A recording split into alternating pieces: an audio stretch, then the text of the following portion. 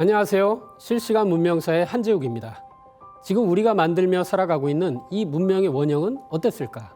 혹시 저처럼 궁금해 보신 분 안 계신가요? 오늘은 저와 함께 영화 아바타에서 원형 문화 코드를 찾아보겠습니다. 아바타 1편을 간단하게 요약하면 황폐화되어가는 지구를 떠나 에너지 고갈 문제를 해결하기 위해 4.4광년 떨어진 외계 행성 판도라에서 자원을 채굴하며 벌어지는 이야기입니다. 판도라 행성은 나무의 행성이라 할 만큼 다양한 나무들이 존재합니다. 영화에서는 홈트리와 영혼의 나무라는 두 나무가 아주 비중 있게 나옵니다.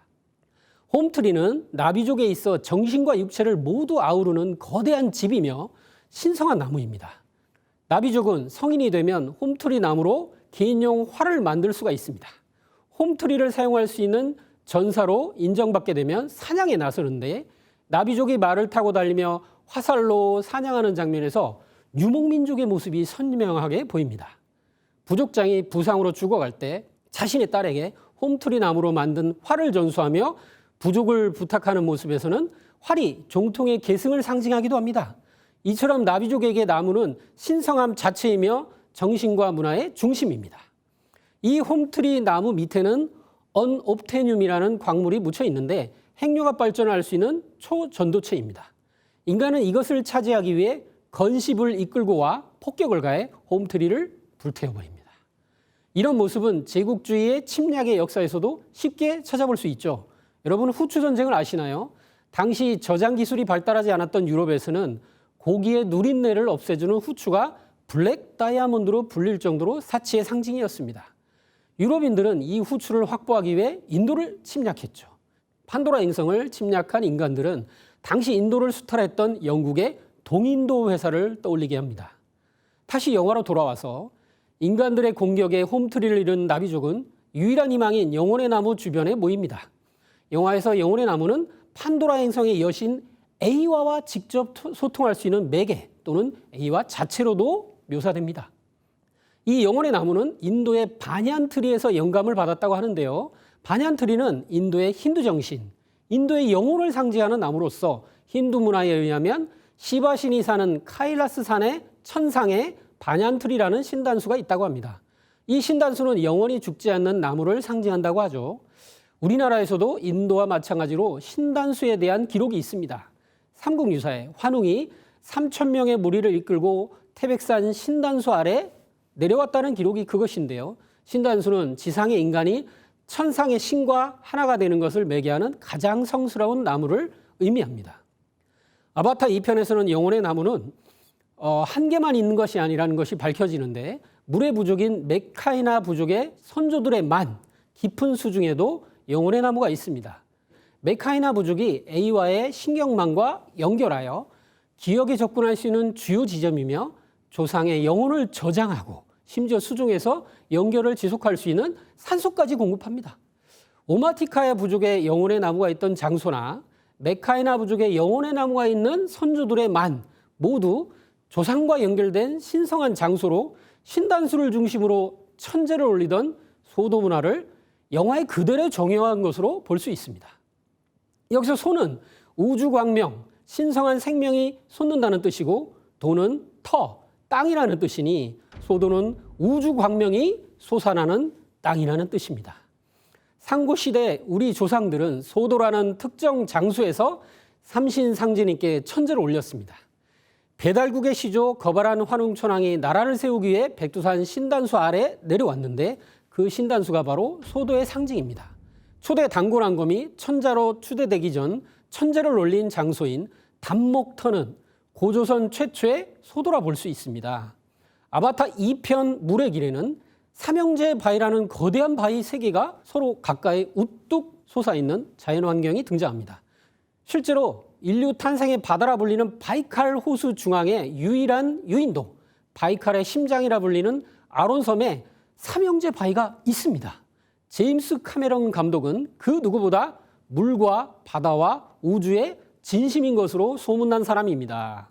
2009년 아바타 1편 개봉으로 대박을 터뜨린 후 2010년 아바타 2편 물의 길을 준비하면서 제임스 카메론은 56회 생일을 맞았습니다.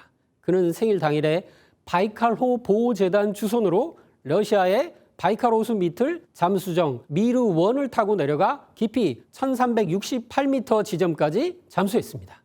잠수정에 3시간 30분 동안이나 머무면서 호수 바닥에 토양 샘플을 채취하는 등 여러 가지 작업을 마친 뒤 물 위로 부상했습니다. 여기서 본 샘플들을 2편 제작에 많이 참고했다고 합니다. 러시아에서 발행되는 영어신문 모스크바 타임스는 제임스 카메론이 영감을 얻기 위해 바이칼에 왔다고 보도했습니다. 엄청난 깊이의 바이칼 밑바닥까지 탐험하면서 이 지역의 소떼와 샤먼을 당연히 접했을 것입니다. 이 치밀한 감독이 아론섬의 가장 영험한 샤먼의 성지 부르칸 바위와 전설에 대해 살펴보거나 조사하지 않았을 리가 없습니다. 실제로 아바타는 인류 원형 문화의 신단수, 여신문화 등 인류 원형 문화를 핵심 주제로 깔고 있고 차이크라는 샤먼, 수행문화가 등장합니다. 이 모든 핵심 개념들의 뿌리에 해당하는 곳이 바이칼입니다. 환단고기는 천해, 즉 바이칼호의 아이사비에서 인류의 조상 나반과 아만이 꿈에 천신, 삼신상제님의 가르침을 받아 혼례를 올려 동서인류의 뿌리가 되었고 창세의 시원사의 주인공인 광명족, 환족의 역사가 시작되었다고 서술하였습니다. 영화 아바타는 이렇게 환단고기와 인류 원형 문화의 핵심 주제를 영화적 설정으로 갖다 쓰고 있습니다. 다음 시간에는 영화 아바타 속의 여신과 수행문화 코드에 대해서 알아보겠습니다. 감사합니다.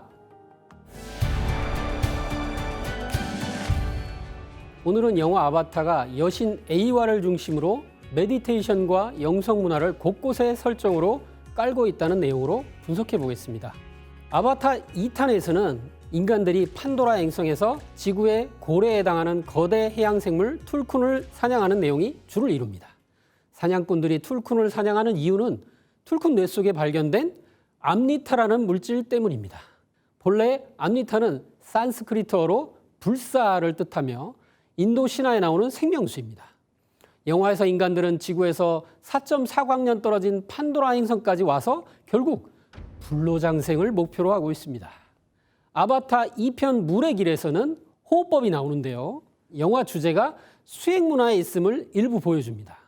가슴이 아니라 아랫배까지 의식을 집중해 숨을 깊이 쉬어야 된다고 합니다. 기본적으로 하단에 의식을 집중하는 수행 설명과 비슷해 보입니다. 메카이나 부족 치레야가 이렇게 말합니다. 들이마시고 숨을 내쉬고 불꽃 속으로 숨 쉬는 것을 상상해봐. 심장 박동을 느껴야 해. 여기 아랫배까지 숨을 쉬어. 그리고 천천히 숨을 내쉬어. 여기에서 불꽃 속으로 숨 쉬라는 말은 마치 수승화강으로 화후가 열리는 수행현상과 문화, 부드럽고 깊은 호흡, 무화, 강하고 의식적인 호흡에 해당하는 말처럼 들립니다. 도전문화 북콘서트 2부 종도사님께서 이런 도훈을 하셨습니다. 숨을 들이마시면서 폐 아래로부터 중간 위로 채워서 올라가면 화후, 불기운이 열려서 풍로가 불을 일으키듯 몸이 데워지기 시작한다고 말이죠. 아바타에는 눈과 관련된 내용이 은유가 많이 깔려 있습니다. 아바타 1편은 인간인 제이크 설리가 눈을 뜨면서 시작하고 아바타로 옮겨온 제이크가 눈을 뜨면서 끝납니다. 눈으로 시작해 눈으로 끝나는 것입니다. 그레이스 박사를 살리는 수행을 할 때도 차이크는 그레이스의 영혼이 에이와의 눈을 통해 다시 돌아와야 된다고 말합니다. 또한 나비족의 인사말이 나는 당신을 봅니다 인 것도 마찬가지입니다. 감독은 곳곳에 눈에 대한 설정을 심어 놓았는데 이는 동방신선학교의 무병장수 도통수행법에서 볼 때 큰 의미가 있습니다. 우리 몸에는 물리적인 눈인 육안 2개가 수평으로 있는데 영안이라는 게 있다. 우리 몸에는 신비로운 눈이 여러 개가 있는데 이번에는 이걸 다 열어야 된다. 개벽이 오는 것을 직접 보고 내 가족을 살리고 세상과 더불어서 이걸 나누기 위해서. 네이티가 이렇게 말합니다. 하늘에서 온 자들은 가르칠 수 없어. 바라보는 법을 몰라. 그럼 바라보는 법을 가르쳐줘. 그건 아무도 가르칠 수 없어. 친구 놓으면 또 이렇게 말합니다. 내 앞에 당신이 보인다가 아니야. 당신의 내면을 봅니다. 하지만 그냥 I see you 그러는 거야. I see you. 영화 아바타 주제곡의 제목이면서 가장 인상적인 대사입니다. 나비족은 자신의 종족뿐 아니라 사냥한 동물들, 조상들 여신 에이와에게도 이렇게 인사합니다. 나미족들이 I see you 라고 인사할 때 자세히 보면 한결같이 이렇게 앞이마 쪽에 올렸다가 상대방 쪽으로 내미는 예를 취합니다. 그런데 앞이마는 우리들의 영적인 눈이 있는 곳입니다. 그래서 이것은 이런 해석이 가능합니다. 내가 당신을 볼 때 나의 영적인 눈으로 당신 내면의 빛을 봅니다. 이런 관점으로 나비족의 인사법을 보게 되자 제임스 카메론이라는 사람에게 다시 한번 놀라게 됩니다. STV 상생방송에서 소통의 인문학 주역을 강의한 고 김재홍 박사는 주역 20번째 풍지관계를 설명하면서 주역에서의 본다라는 개념을 4가지로 설명합니다. 첫 번째, 단순히 현상을 보는 것은 볼시. 두 번째, 좀 더 자세히 보는 것은 볼간. 세 번째, 보고 깨달음을 얻는 것은 볼견. 네 번째, 본질과 핵심을 꿰뚫어 보는 것이 볼관. 여기서 볼관자를 파자를 하면 황새관, 볼견인데요. 황새처럼 높은 하늘에서 넓고 깊게 바라본다는 뜻으로 온전하게 본다는 의미라고 합니다. 도전문학 콘서트 1회에서 종도사님 도훈을 살펴보겠습니다. 호련히 열린 우주의 대광명 가운데 삼신이 계신다. 이게 우리들의 삶의 목적이다. 우리가 관광이란 말을 쓰는데 언어가 타락이 돼서 좋은 거 먹고 세상 구경을 하고 역사문화 유적지를 찾아다니는 것을 관광이라고 한다. 본래 관광은 호련히 열린 우주의 대광명을 보는 것이다. 천지 부모 성령의 무궁한 조화, 생명, 지혜, 대광명을 나의 열린 마음의 눈으로 보는 것이 관광이다. 주역의 20번째 괴인 관계가 있다. 여기서 관은 본질과 핵심을 꿰뚫어 보는 것이다. 그래서 우리가 진정한 관광, 내 친구는 서양 관광을 몇 번 갔다 오고 그런 거에 위축되지 말고 나는 우주 관광을 한다. 밤마다 수행을 해서 온 우주를 본다. 종도사님의 이 말씀은 실로 엄청난 말씀입니다. 도전 1편 1장에 나오는 호련히 열린 우주의 대광명을 보고 그 가운데 계시는 삼신을 만나는 것이 진정한 관광이라고 하신 것입니다. 우리는 종도사님의 가르침으로 삼성기 상권의 저자 안암로가 내린 환국의 정의 오환건국이 최고라의 진짜 뜻을 압니다. 우리가 환이 되어 나라를 세운 것이 가장 오래되었다는 뜻이죠. 여기서 환이라는 것은 밝을 환자로 환국시대 사람들의 삶의 목적은 환이 되는 것, 우주 광명 자체가 되는 것이었습니다. 이 시대 사람들은 저마다 나는 광명인간 환이 되었다고 하였습니다. 영화 아바타는 이처럼 우주 광명을 체험하고 직접 보는 수행문화와 원형문화의 코드를 영화 곳곳에 빼곡하게 박아넣고 있는 작품입니다. 영화 아바타 속의 원형문화 코드 분석 2번째 시간 여기서 마치겠습니다. 오늘은 영화 스즈메의 문단 속에 들어있는 문화 코드에 대해 알아보겠습니다. 한국 관객 550만을 돌파했고 일본에서는 이미 1000만 명을 돌파한 이 영화는 4살 때 동일본 대지진으로 부모를 잃은 스즈메가 재난의 문을 닫고 봉인하는 일을 하는 소타를 도와 5개의 문을 닫는 이야기입니다. 스즈메의 문단 속의 세계관에서 일본 열도 지하에는 태고적부터 미미즈라는 목적도 의식도 없이 오로지 재앙을 일으키는 존재가 있다고 합니다. 이런 재앙을 막기 위해 토지신 우부스나를 섬기고 미미즈가 현세로 빠져나오는 출구인 뒷문을 봉인하는 업을 이어받는 토지시라는 미지의 일족이 나타나고 미미즈의 탈출을 막습니다. 토지시란 한자를 그대로 풀이하면 닫을 패자와 스승사자로 풀이되는데 이는 곧 닫는 사람이라는 뜻으로 해석됩니다. 동일본 대지진은 2011년 3월 11일 발생했는데 이 영화의 일본 개봉일이 2022년 11월 11일입니다. 동일본 대지진으로부터 11년 후 개봉한 것입니다. 의도성이 엿보이는 이러한 설정들은 감독이 사람들에게 경각심을 불러일으키기 위한 것으로 앞으로 올 일본 침몰에 대비해야 한다고 느끼는 것 같습니다. 스즈메는 재난을 막기 위해 5군데 5개의 문을 닫으며 지진을 막는데 이 지역들은 모두 현실에서 재난이 있었던 곳이거나 그 인근입니다. 첫 번째 문이 있던 곳은 스즈메가 사는 미야자키현의 가상의 조용한 마을입니다. 미야자키현이 있는 규슈에서 구마모토 지진이 있었습니다. 2016년 4월 14일 구마모토현 구마모토시에서 발생한 규모 6.5의 지진부터 시작된 연쇄 지진으로 가까운 마시키마치에서는 진도 7의 격렬한 지진동이 감지되었습니다. 두 번째 지역은 에이메현이 있는 시코쿠 지방입니다. 바로 이곳은 2018년 7월 서일본 호우로 불리는 수해 피해를 입은 지역입니다. 총 강수량이 1800mm가 넘었고 200명이 넘는 사람들이 사망합니다. 이번에도 문을 닫아 수해 지역에서 다시 일어날 재난을 막은 스즈메는 이후 관서지방 효고현의 고베시로 이동합니다. 고베는 1995년 1월 고베 대지진이 일어난 곳으로 사망자 6,400여 명, 부상자는 2만 7천여 명에 달했고 20만 명의 이재민이 발생합니다. 일본에서는 동일본 대지진이 발생하기 전까지는 최악의 지진으로 기록됐습니다. 고베 재난을 막고 이제 스즈메는 도쿄로 이동합니다.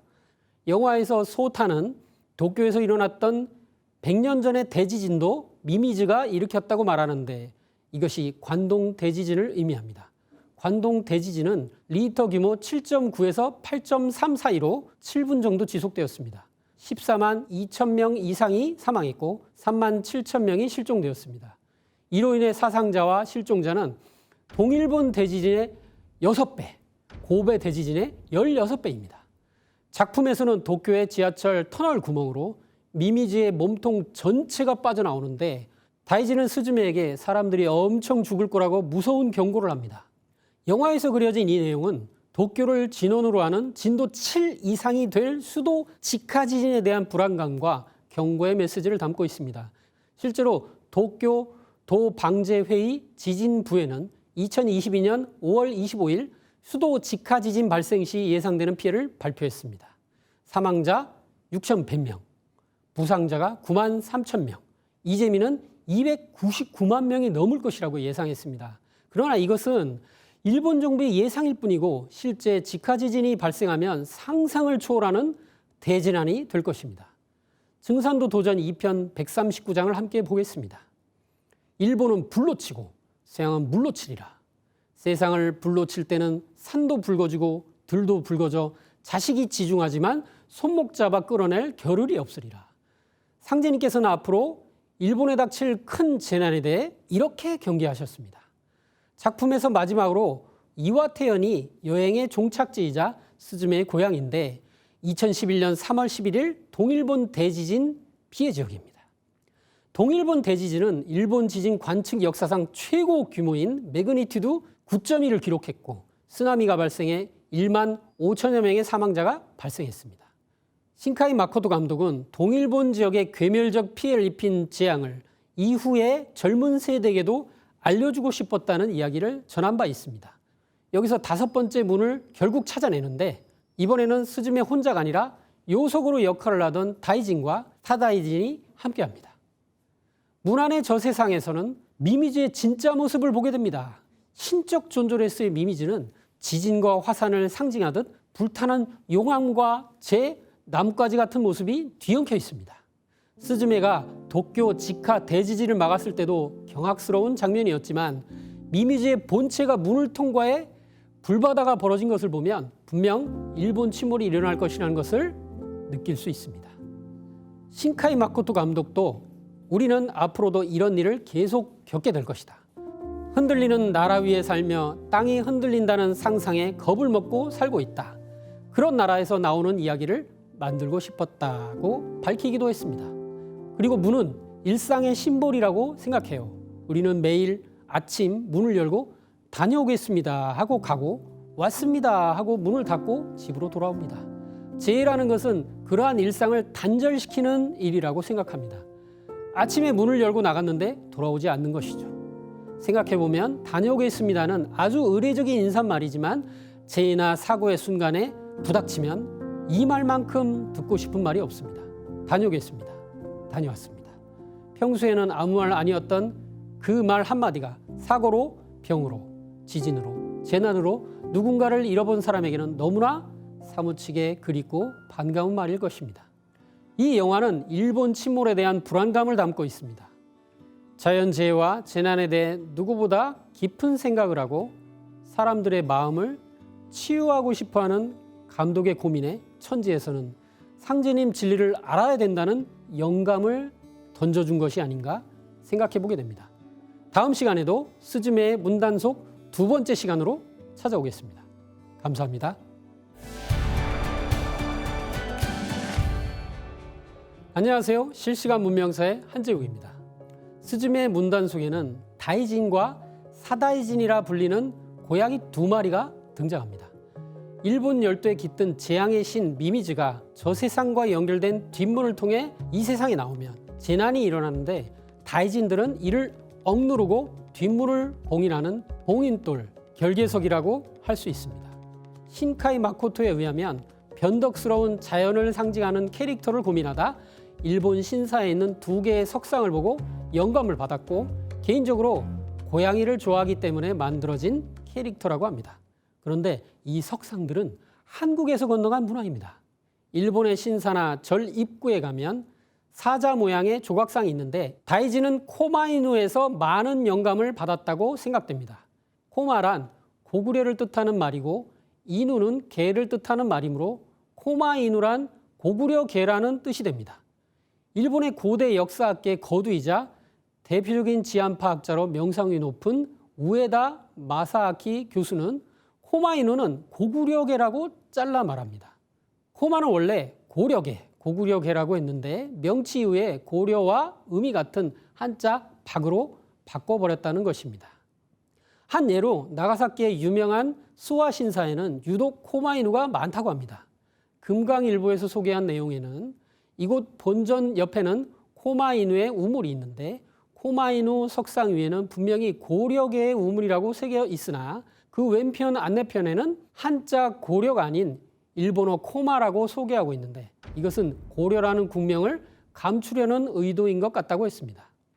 일본인들의 정신적인 고향인 신사나 절 앞에서 고구려계는 숱한 세월을 흐르고 있지만 제9시를 단단히 하고 있습니다. 불교 문화에 부처님의 극락세계로 들어가기 위해서는 천왕문을 통과해야 합니다. 천왕문은 부처님의 불법과 구도자들을 지켜주는 수호신인 사천왕이 안치된 전각입니다. 도전 9편 38장에는 상제님께서 금산사 천왕문의 상량을 커다란 구렁이로 만드신 공사가 있습니다. 여기서 구렁이가 천왕의 목소리로 죄 지은 사람들은 다 나와라고 했습니다. 죄를 지은 자는 천왕문을 통과 못하니까 불법의 세계로 들어갈 수 없다는 말씀입니다. 그래서 종도사님께서는 금산사 성지순례에서 정법의 수호신이 될 때 부처님의 불국토 세계로 갈 수 있는 것이다고 하셨습니다. 그런데 불교에서는 사천왕과 더불어 금강역사도 불법의 수호자라고 합니다. 금강역사는 꼭 두 명이 쌍을 이루고 사천왕과 마찬가지로 절의 입구나 부처님을 마주하는 공간의 입구를 지키고 있습니다. 앞에서 말한 일본 신사 입구에 코마이누 상이 하나는 입을 벌리고 다른 하나는 입을 다물고 있는 것과 똑같은 것입니다. 아형 금강 역사는 말 그대로 아 하고 입을 벌린 채 공격하는 모습을 취합니다. 후명 금강 역사는 훔 하고 입을 다문 채 방어하는 자세입니다. 영화 속 다이진의 모델인 신사를 지키는 코마이누와 사찰을 지키는 금강 역사 모두에 아형과 후명이 있습니다. 아와 훔은 불교 경전에 사용한 범어, 즉 산스크리트어의 시작 아와 마지막 훔소리입니다. 아훔은 부처님의 말씀을 처음부터 끝까지 지키겠다는 의지를 보여준다고 할 수 있습니다. 그런데 반재현 국학 박사는 이 산스크리트어가 산수 가림다, 즉 한글의 원형인 가림토에서 나간 것으로 주장합니다. 신채우 선생님의 조선 상고사에 나오는 산수 가림다가 여진족 발음으로 산수 그리토, 그것이 인도로 건너가면서 산스크리트가 된 것으로 유추해 보는 것이다. 이 놀라운 주장이 맞다면 아훔의 문화가 다름 아닌 우리 문화였던 것이 뻗어나갔다가 되돌아왔다, 즉 역수입되었다고 볼 수 있을 것입니다. 작품에서 다이진과 사다이진은 일본 전역의 재난을 막는 두 요석입니다. 실제로 일본에서 유명한 요석은 도쿄에서 가까운 카시마 신궁의 요석으로 요석을 보호하는 요석사까지 따로 있습니다. 그런데 요석의 사전적 의미는 홍해문의 중앙마루에 있는 쐐기 모양의 돌이라고 합니다.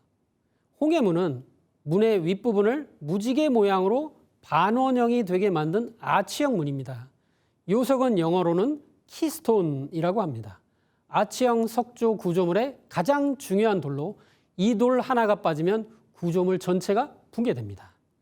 그런데 재미있는 것은 한국의 홍해문 중 가장 유명한 것이 금산사 돌무지개문입니다. 돌무지개문은 도전에서 인사의 주인공 김영렬 성도가 인간으로 오신 미륵부처님 상제님을 모시고 천지공사의 첫걸음을 떼신 곳이기도 합니다. 종도사님과 함께 떠나는 성지순례에서 종도사님께서는 돌무지개문 앞에서 이런 말씀을 하셨습니다. 무지개문이라는 것은 햇빛이다. 남방, 밝은 태양, 광명을 상징한다. 무지개색은 빨주, 노초, 파남보 7색으로 이 돌무지개문은 희망의 문, 개벽의 문, 광명의 문이다. 오늘의 내용을 정리해 보겠습니다. 첫째, 영화에서 재난을 막는 2마리의 다이지는 아와 훔이라는 주문 문화와 관련이 있으며, 둘째, 이 다이지는 키스톤이며 요석인데 요석은 본래 홍해문, 무지개문의 중앙에 쐐기돌을 의미합니다. 절묘하게도 상제님께서 떼신 인류구원의 첫걸음도 이 돌무지개문에서 시작했습니다. 신카이 마코토의 재난 3부작은 모두 문과 관련이 있습니다. 너의 이름은에서 신사의 신녀인 미츠하가 도리 문 앞에서 기도를 올렸고, 날씨아의 주인공 신녀 희나는 신사의 도리 문을 통과하면서 날씨를 통제하는 힘을 얻었고, 스즈메의 문단 속에서 스즈메는 토지 신에게 기도하며 재난의 문을 닫습니다. 스즈메는 재난의 문을 닫지만 상제님께서 계셨던 돌무지개 문은 후천선경의 희망의 문, 개벽의 문, 광명의 문을 여는 것을 상징합니다. 가을 개벽의 문을 여는 증산도의 진리 소식에 귀 기울이는 사람만이 다가오는 미래를 웃으며 맞이할 수 있는 것입니다. 실시간 문명사의 한재욱이었습니다.